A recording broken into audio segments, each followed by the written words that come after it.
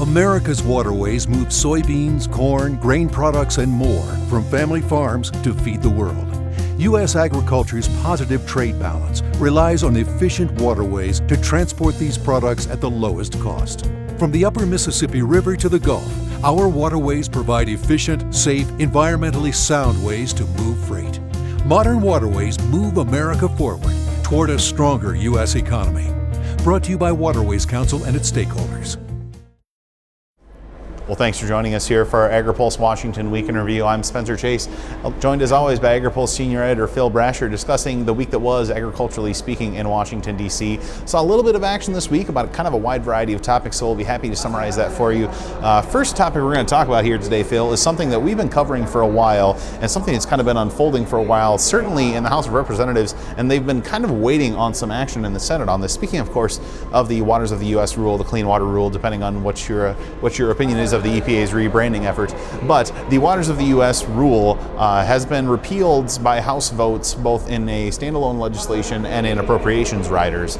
But we're still waiting, or before this week, I should say, we were still waiting on some action in the Senate on the measure, and got that action in the form of a couple different measures, one of which succeeded. Phil, what can you tell us about what the Senate did on WOTUS this week? Right. Well, the Republicans put Democrats on the spot. That was the main objective here. There's no way Congress is going to actually repeal the rule legislatively, because President Obama will veto any bill that does that. And it's become clear in the House, and now this week it's clear in the Senate, that Republicans have nowhere near the 2/3 majority that they would need to override a veto. However, they did move, as you say, bring up a couple of measures this week. They first brought up a bill that would force the EPA and the Army Corps of Engineers to write a new rule that would be much more narrow in scope than the rule that was finalized earlier this year. That bill was blocked in the Senate. It needed 60 votes to proceed. It fell 3 votes short because there weren't enough Democrats who would vote for it. Republicans then turned to another measure that would simply kill the rule. It's called a resolution of disapproval. It only needed a simple majority to move through the Senate, and it got it. So, I mean, kind of in the grand scheme of life here, Phil, I mean, if the Senate disapproves of a piece of rulemaking that the administration is doing, formally or otherwise, what does that mean? I mean, does this mean that it kind of coincides with one of these measures the House are working on, or is this simply kind of a signal to the administration that, hey, there's some opposition to this rule on both sides of the aisle? Yeah, well, I think the most important thing that happened in the course of this is that the House will vote on this resolution. They will certainly approve it at some point in the next few weeks. But what was really important is that there were 10 other Democratic senators beyond the 3 that voted for this resolution. There were 10 more, plus an independent from Maine, Angus King, who signed a letter to the EPA and the Army Corps of Engineers saying there are legitimate problems here in agriculture and other sectors with this rule. You need to do some clarification of it. You need to make sure that agriculture is covered with exemptions, that those remain, or we reserve the right in the future to vote against this rule. Now, whether they would is not the question, but they certainly were sending a message to the administration that they were uncomfortable, that the senators are uncomfortable, that there's concerns about this in their states. A source tells us that what these senators want the agencies to get out of this is they want them to use this period where the rule has now been stayed by court orders to do some clarification, potentially take some heat off of Congress, certainly. Right. Yeah, it certainly wouldn't be one of these videos if we weren't discussing WOTUS. I mean, it seems like it comes up every week. Seems like I know I started this job. We've been talking about it for a while. I started this job about a year and a half ago. I think I've seen a story about it every week since. So, very big topic, agriculturally speaking, in Washington. Shifting gears to another very big topic here in Washington and really around the globe is, of course, the release this morning of the text of the Trans-Pacific Partnership, which is a trade agreement between the U.S. and other Pacific Rim countries. We had known for some time that this deal was finalized. It was just a matter of getting the agreement's text in hands. Still some technical matters that need to be worked out, needed to translate the report into different languages, things of that nature.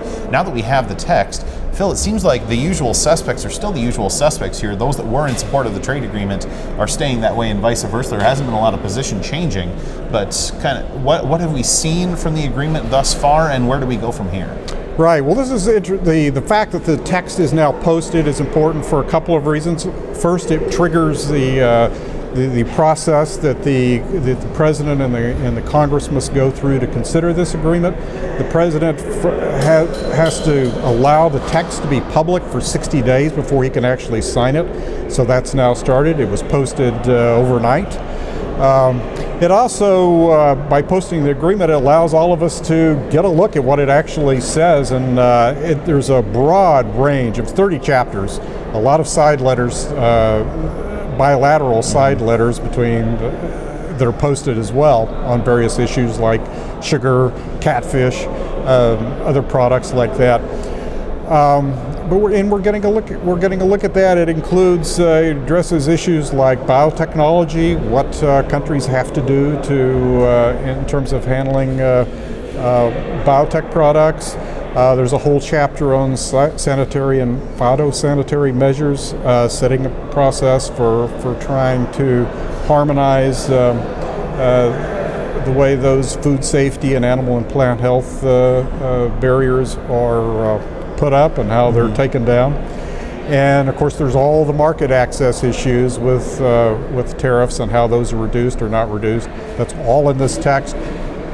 People all over Washington, starting today in Capitol Hill and across the city, are pouring through that text. If someone's job description says counsel in there at some point, they're probably earning their money at the end of this week, because a lot of legalese to be shifting through in the grand scheme of this TPP. And so as far as the process of between here and approval, now that the agreement is released to the public, everyone has a chance to review it. Congress is eventually going to have to take this up and vote on it. It's going to need a presidential signature, and the election, which is a year, to the month away, is already starting to play a role here. I mean, a lot of people are wondering if this is even going to be brought up in 2016 due to the election, and plus, should Hillary Clinton has for sure vouched opposition to the TPP, whether or not she would be willing to sign it. So do you think, what role do you think the election is going to play here moving forward? Huge role. Publicly, everybody's saying we still want to get this done by the spring. Of course, the presidential conventions, the nominating conventions, are in July. Again, publicly, everybody's saying let's get this done by spring. But there's a very good chance that we won't see this on the floor of the House and Senate until after the election in the lame duck section. That would be the logical time to deal with something of this magnitude and political sensitivity in a year that's divided by 4. Yeah, because the strange bedfellows that come out of trade deals have just been fascinating to me. You've got very far left liberal Democrats, very far right conservative Republicans, all of a sudden, agreeing on something, which is interesting, and they're going to form some interesting coalitions going forward here. Right. And it's you cannot understate, however, the importance that the agricultural vote and agricultural districts are going to have. They are the base. You can see by the attention that the president has given. Going back last month after the agreement was actually finalized, the first thing he did the next day was go to USDA and have a meeting, sitting there with Bob Stallman, the president of the American Farm Bureau, right by his side, and Secretary Vilsack across the table. So they know that agriculture is absolutely critical to getting this through Congress. And one last final development we want to talk about a little bit here at the end of this one had a transportation bill that was kind of working its way through the House of Representatives the last couple of weeks. Saw final floor action today. We say today, we're filming this on a Thursday at the end of this week, and it was assumed that the bill would pass. I mean, there was a very broad bipartisan coalition that got it to the floor, that got it an extension earlier last week or the week before. But my goodness, 360 members voted in favor of this thing. I mean, I think they were expecting, significant level of passage, but 360. Everybody likes highways. I mean, everybody likes highways. The majority of the American people use them at some point. So a lot of support for this highway bill from the House, but it remains to be seen what is going to come out of what is going to come out of a conference committee with the Senate, simply because both chambers have until November 20th to kind of rectify the differences between the two bills. I know there's a lot of question marks around the funding between the two measures right now, things of that nature that still need to be resolved. Spencer, there were some issues that agriculture was really interested in with the truck weights. And that actually played out here in the last 2 or 3 days. There were 3 amendments really that agriculture was paying most attention to. First one was one from Congressman Randy Naugabauer, who's on the Ag Committee, resident of Texas, was looking to get an amendment into the highway bill that would have removed the endorsement requirement for hazardous materials for Class A CDL holders that are simply transporting diesel fuel, 1,000 gallons or less of diesel fuel. That was included in an en bloc group of amendments that Congressman Bill Schuster, the chair of the Transportation Committee, was able to get into the bill. The other 2, however, that agriculture was kind of keeping an eye on were not. First one being an amendment from Reed Ribble of Wisconsin, who's been pushing this issue for a while, but any truck that has a 6th axle with any cargo can, as long as it has a 6th axle, it can bump up its weights to 91,000 pounds. The current limit is 80,000. There's some opposition from safety advocates, the railroad industry on that one, so that inevitably failed. And then another amendment from Congressman Rooney out of Florida that would have allowed for vehicles up to 95,000 pounds so long as they were transporting livestock. And there were a lot of livestock groups that were in support of that bill, simply because it means less trips for the livestock truckers, it means fewer half-empty trailers going back and forth, and plus it's a matter of safety for the animals when they're in transit. So those 3 amendments, actually, when they were not included, the National Cattlemen's Beef Association came out and said, we don't like this bill anymore because there's nothing for us to support at this point. Right. So I mean, who knows what that's going to come out, leading forward. Should NCBA and other groups decide that, because those amendments were not included, they just can't support this bill no matter what comes out of the Senate Conference Committee. But we're expecting, mainly because this is when the deadline is, but by November 20th, the current highway funding that they have is going to expire. So looking for some kind of action on the highway bill before the end of Thanksgiving, but the last time they passed a long-term highway bill was 2005. Right. So who knows if that's actually going to happen, if they're going to accomplish something in 2 weeks that they haven't been able to accomplish in 10 years. Yeah.